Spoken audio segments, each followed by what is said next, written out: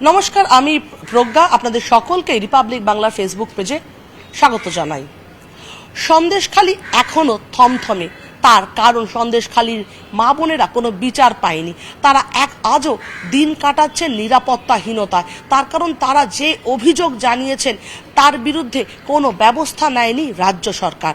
শাহজাহান শেখ সহ তার যে দলবল সাঙ্গপাঙ্গ তাদের কাউকেই গ্রেফতার করতে পারেনি পুলিশ। বরং পুলিশ যেটা করছে সেটা হলো যারা যাচ্ছে যেসব প্রতিনিধির দল সন্দেশখালীতে তাদের বাধা দিচ্ছে। 144 ধারা জারি করে সন্দেশখালীতে একটা বদ্ধভূমি তৈরি করেছে এই রাজ্য সরকার।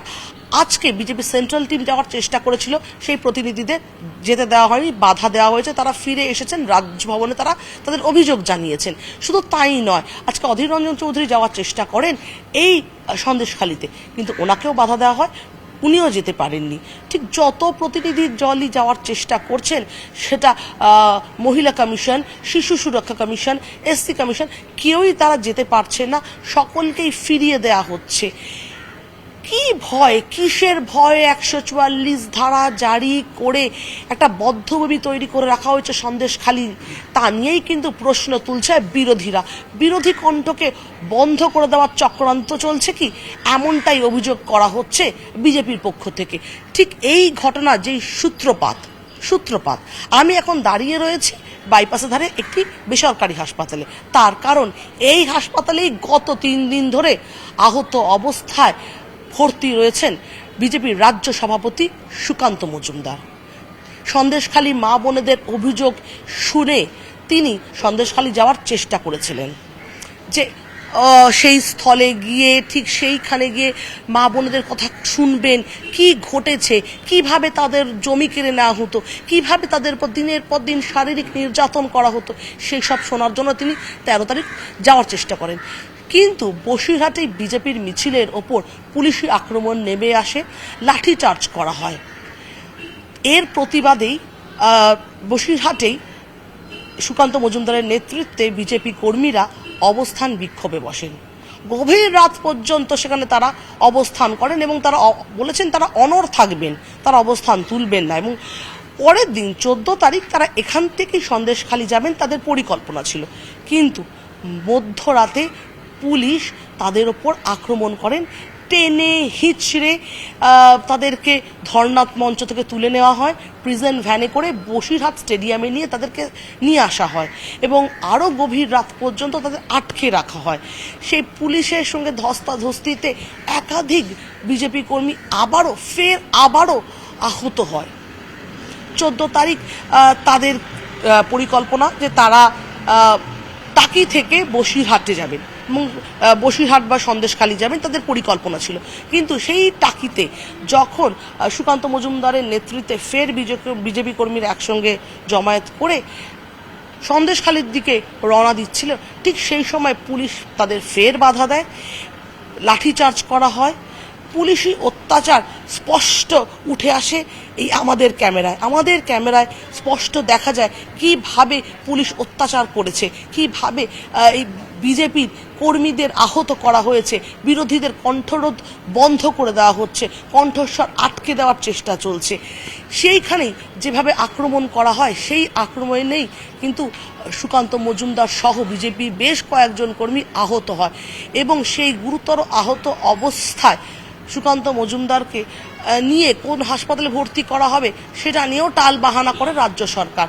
বসিরহাট মহকুমা হাসপাতালে নিয়ে যাওয়া হয়, কিন্তু সেখানে চিকিৎসার ব্যবস্থা থাকে না এবং অনেক রাতে, গভীর রাতে তাকে নিয়ে আসা হয়, সুকান্ত মজুমদারকে নিয়ে আসা হয় বাইপাসের ধারে এই বেসরকারি হাসপাতালে। 15 তারিখ, আজ 16 তারিখ, এই 3 দিন ধরে তিনি এখানে রয়েছেন, চিকিৎসাধীন রয়েছেন। এখন স্থিতিশীল, এখন সুকান্ত মজুমদারের শারীরিক অবস্থা স্থিতিস্থির, কিন্তু তাহলেও ওনার শির দাঁড়ায় গভীর আঘাত রয়েছে গভীর আঘাত বুকে এবং কাঁধে।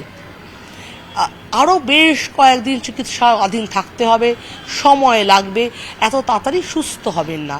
কিন্তু এই হাসপাতালের বেডে শুয়েও সুকান্ত মজুমদার কিন্তু সন্দেশখালী মেয়েদের কি হবে তা নিয়েই উদ্বেগ প্রকাশ করছেন।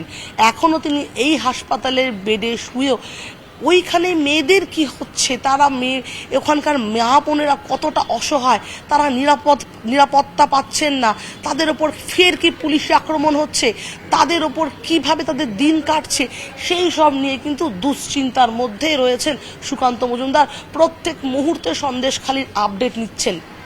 আজকে অভিনেতা মিঠুন চক্রবর্তী এসেছিলেন দেখা করতে সুকান্ত মজুমদারের সঙ্গে।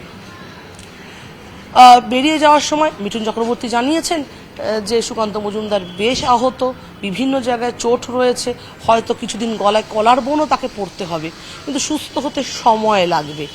মিঠুন চক্রবর্তী জানিয়েছেন যে সুকান্ত মজুমদার এই হাসপাতালের বেডে শুয়েও প্রত্যেক মুহূর্তে সন্দেশখালির আপডেট নিচ্ছেন, খোঁজ খবর নিচ্ছেন। বলছেন দাদা কিছু করা যায় না এই মা বোনেদের। মিঠুন চক্রবর্তী বলেছেন আগে তুমি সুস্থ হয়ে ওঠো, তারপরে নিশ্চয়ই ব্যবস্থা হবে। এইভাবে বিছানায় শুয়ে এইভাবে এত উদ্বেগ করা তার শরীরের পক্ষে হয়তো ক্ষতিকারক হতে পারে। মিঠুন চক্রবর্তী জানিয়েছেন যে সন্দেশখালিতে যা ঘটে চলেছে তা ভাবা যায় না। এই মধ্যযুগীয় বর্বরতা কি করে এখনো চলছে এবং রাজ্য প্রশাসন কি করে চুপ করে রয়েছে তা নিয়েও প্রশ্ন তুলেছেন। তিনি বলেছেন কেন এখন শাহজাহান শেখ সহ তার দলবলের লোকরা গ্রেফতার হয়নি, কেন পুলিশ কোনো ব্যবস্থা নিতে পারেনি তা নিয়েও তিনি প্রশ্ন তুলেছেন। এবং সেই সঙ্গে তিনি বলেছেন যা ঘটছে তা অত্যন্ত নিন্দনীয়।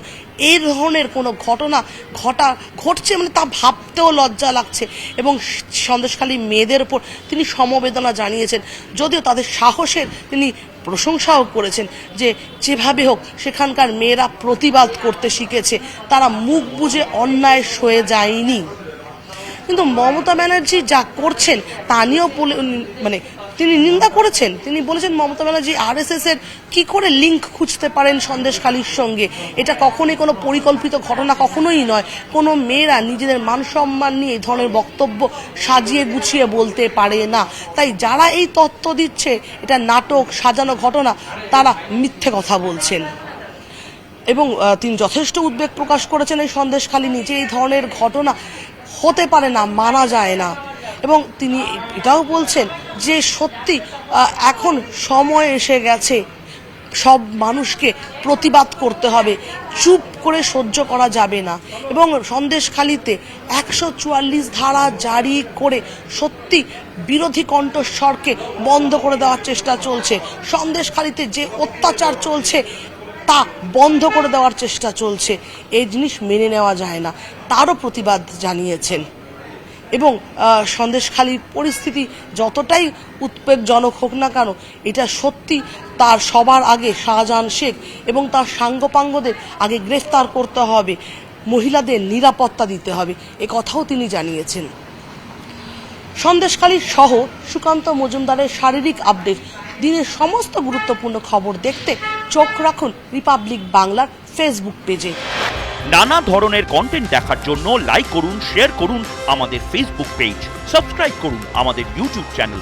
পাশাপাশি অন্যান্য ব্রেকিং নিউজের জন্য অবশ্যই চোখ রাখুন রিপাবলিক বাংলায়।